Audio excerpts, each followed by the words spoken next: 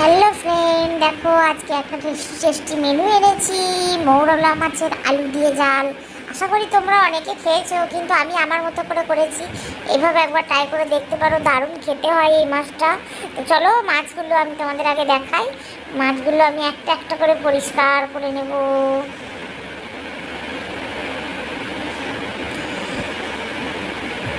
দেখো আঁশগুলো ছাড়িয়ে পেটটা একটু কেটে ল্যাসটা একটু কেটে নিলেই ব্যাস পরিষ্কার।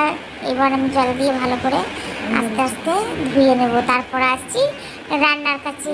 তো চলো, দিয়ে দিলাম নুন হলুদ, ভালো করে মাখিয়ে নিলাম। এবার কড়াতে তেল দিয়ে দেবো গরম করতে। দেখো কড়া আমার গরম হয়ে গেছে। এবার আমি মাছগুলোর মধ্যে দিয়ে দিলাম। উল্টে পাল্টে ভালো করে মাছটা একটু লাল লাল করে ভেজে নেব।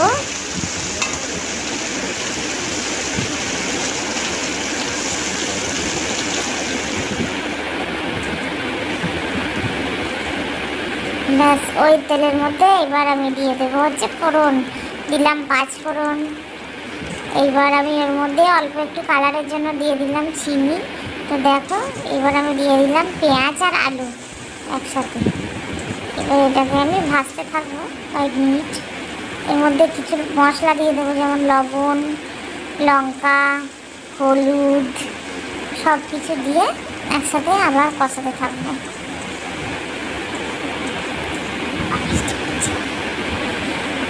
দেখো লাল লাল করে ভাজা হয়ে গেছে। এখন আমি একটা মশলা করে নেবো, একটু সরষে বেটে নেবো শিলে। প্রথমে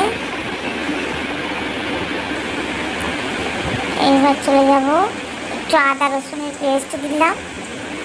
এবার আমি দিয়ে দেবো হচ্ছে একটু জিরের গুঁড়ো। আবার একটু নাড়িয়ে নেবো কিছুক্ষণ। তারপর দিয়ে দেবো হচ্ছে তোমার আস্তে করে একটু সরষে বাটা ওপর থেকে ঢেলে দিলাম, যাতে খোসাগুলো না পড়ে। দেখো এবার আমি জল দিয়ে এটাকে একটু সেদ্ধ করতে দেবো।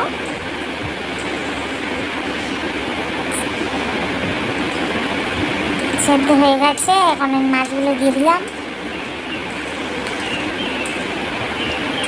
ব্যাস রেডি আমার মৌরলা মাছের আলু দিয়ে ঝাল। তো দেখো খেতে কিন্তু দারুণ হয়েছিল। তোমরা এইভাবে আমার মতো করে একবার চেষ্টা করে দেখো, খুব সুন্দর লাগবে খেতে। তো বলো আমার মাছের ঝাল তোমাদের কেমন লাগলো। টাটা, তোমরা সবাই ভালো থেকো। নতুন হলে সাবস্ক্রাইব করো, আমার পাশে থেকো। তো বন্ধুরা, এই ছিল আজকের ভিডিও। তো সবাই ভালো থেকো, সুস্থ থেকো। বাই।